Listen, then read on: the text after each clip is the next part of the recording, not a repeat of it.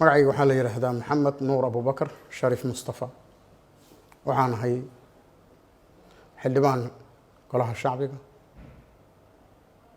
gobolka Banaadir murashax u ah gudoomiye ku-xigeenka koowaad ee golaha shacbiga anigoo ah xildhibaan dareemahayana duruufta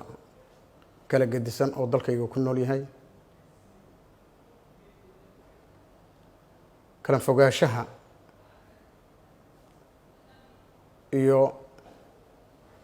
ismarawaaga siyaasadeed ee dalka ka taagan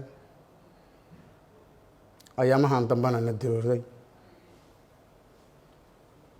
waxay igu kaliftay inaan isu soo taago inaan ka mid noqdo guddoonka golaha shacbiga kaasoo ah saldhigga shuruucda dalka hay-addaas oo ah hay-ad ugu muhiimsan saldhigna u ah dowladnimada iyo dhismaha dowladnimo ee dalka Soomaaliya maantana curad ah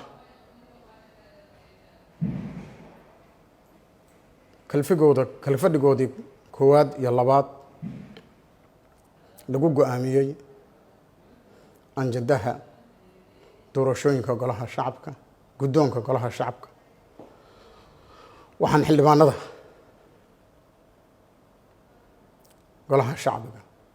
ka codsanayaa inay siiyaan codkooda si aan ugu matalo guddoonka kaasoo aan ballan qaadayo inaan ka ilaalin doono wax badan oo maantay ka dhiman golaha shacbiga waxaan ahaan doonaa mid dalkiisa iyo dadkiisa iyo diintiisaba daacad u ah dhabar isku xiro ah golaha shacbiga ilaalin doona shuruucda dalka waayo aragnimo iyo khibrad dhowr iyo 40 jiraan aan u leeyahay administrationka iyo maamulka dawliga ah kana mid ah run ahaantii waayo aragga dalka kan ku soo haray waqtigan xaadirka ah awood iyo dhabar adeegna u leh una ime dalka kan maantay inuu ka sabantabixiyo meesha uu taagan yahay gaarsiiyana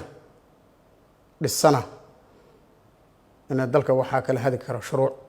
maantana waxaa dhibaatada keenay sharci la'aanta iyo dastuur la'aanta iyo kala dambeyn la'aanta taasoo saldhig u ah golaha shacbiga sidaa darteed waxaan codsanayaa golaha shacbiga inay siiyaan codkooda si aan ayakana ugu kaalmayo inaan u samayno shuruuc adag oo dalka iyo dadkaba wax tarta mustaqbalka